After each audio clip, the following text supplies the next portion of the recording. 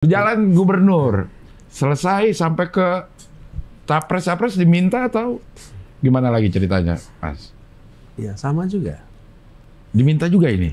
Saya diundang. Udah ada kepikiran belum setelah, jadi gubernur kelar, gue mau jadi presiden dah?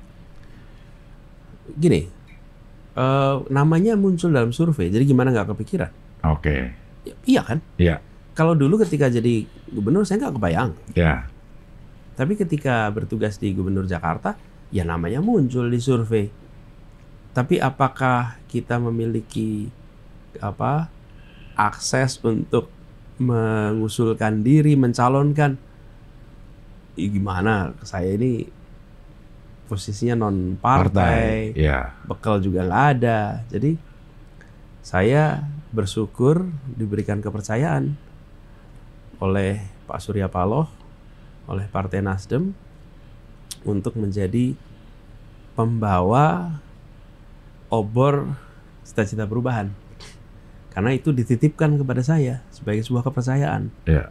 Yang saya sendiri tidak menyampaikan pendaftaran, aspirasi, kan tidak. Ini musyawarahnya dilakukan secara internal lalu diputuskan untuk saya dicalonkan dan saya menerima ini sebagai sebuah kepercayaan. Saya ingin jaga kepercayaan ini baik-baik. Dan Pak Surya Paloh, Partai Nasdem yang memulai ini semua menanggung konsekuensi yang tidak sederhana ketika memilih untuk mengusung gagasan perubahan dan mengusung Gubernur Jakarta pada waktu itu. Kita semua tahulah apa yang kemudian terjadi. Dan saya justru malah melihat inilah keseriusan untuk membawa perubahan di Republik ini, dan saya ingin seriusi itu. Ya. Sebenarnya apa sih yang paling urgent diubah? Kalau konsepnya akan melakukan perubahan, apa sih yang paling urgent diubah Indonesia saat ini gitu, Mas? Kita ingin agar keluarga-keluarga di Indonesia itu hidupnya lebih mudah. Kebutuhan pokok harganya terjangkau. Beras harganya terjangkau, telur terjangkau, daging terjangkau. Jadi ini kan kebutuhan dasar nih. Ya. Kami ingin itu terjadi. Jadi perubahan yang paling mendasar. Yang kedua, semua orang ingin dapat pekerjaan yang layak. Lapangan pekerjaan yang cukup. Lapangan pekerjaan yang tersedia. Kemudian kita ingin agar pendidikan itu bisa didapat oleh semua. Harganya, biayanya terjangkau.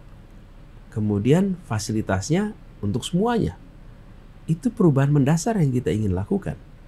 Dan itu membutuhkan kebijakan pemerintah yang tepat. Saya kasih ilustrasi aja nih. Ya. Kalau kita ingin keluarga-keluarga kita, misalnya contoh lapangan pekerjaan nih, berarti kita harus mendorong investasi supaya menciptakan lapangan pekerjaan. Berarti kebijakan pemerintah nih. Kebijakan pemerintah itu berdampak pada lapangan pekerjaan. Nah, ketika kita lihat investasi di Indonesia itu meningkat. Dari sekitar 400 triliun di 2013 menjadi 1.200 triliun di 2022. Kan naik 3 kali lipat. Ya. Tapi investasinya di bidang-bidang yang padat modal. Bukan padat karya. Padat karya. Sehingga penyerapan tenaga kerjanya itu malah tidak tinggi. Menurun penyerapan per triliunnya, menurun. Efeknya perekonomian kita terlihat seakan tumbuh, tapi penyerapan tenaga kerja kita tidak tumbuh. Siapa yang paling merasakan? Yang paling merasakan adalah rakyat. Lapangan pekerjaan tidak tersedia lebih banyak. Jadi ketika kita bicara tentang susah lapangan pekerjaan, bukan sekedar Anda nggak bisa dapat nggak mampu cari kerja, memang tempatnya nggak tersedia. Kenapa? Karena ada dampak kebijakan nasional. Jadi jangan anggap enteng kebijakan nasional itu impactnya pada keluarga. Lalu tata niaga beras. Ini harga beras misalnya mahal. Kita tahu kok produksi beras kita berapa. Kita tahu jumlah rumah tangga yang harus makan beras berapa. Betul nggak? Kan nggak tambah. Nggak berubah tiap tahun itu. Tapi tata niaga ini tidak pernah diseriusin pengelolaannya. Ini yang kami tawarkan untuk perubahan. Saya pernah di Jakarta nih. Mas, memang ada sawah di Jakarta? Ada, dikit sekali. Kebutuhan beras kita dari mana? Dari luar semua. Jadi apa yang saya kerjakan ketika Gubernur Jakarta? Saya dengan tim membuat kerjasama pembelian hasil panen. yang disebut sebagai contract farming. Dari petani mana? Dari gapok petani di berbagai tempat seluruh Indonesia. Oke. Oke, ada yang di Jawa Timur, ada yang di Sumatera Barat, ada yang di Sulawesi Selatan, ada Jawa Barat, di banyak tempat. Apa yang terjadi? Jadi kami membeli hasil panen mereka dengan kesepakatan harga. Harga bawahnya ada, harga atasnya berapa? Gabahnya itu.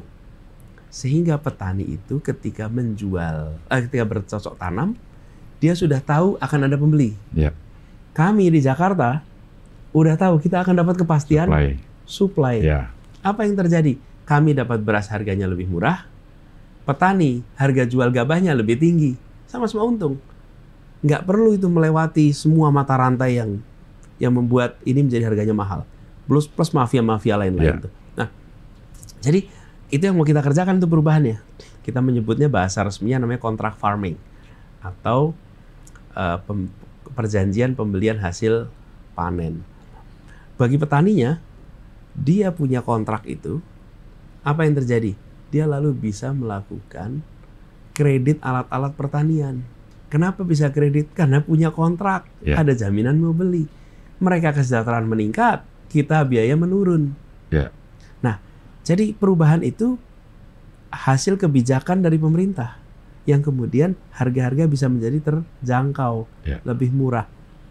Jadi maksud saya, ketika kita berkeinginan untuk keluarga-keluarga kita hidupnya lebih bahagia, lebih sejahtera, maka itu ada sangkutannya dengan kebijakan nasional.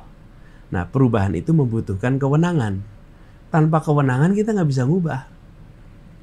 Karena itulah ketika 14 Februari besok akan ada pilpres, rakyat memilih nih, kewenangan itu dititipkan pada siapa?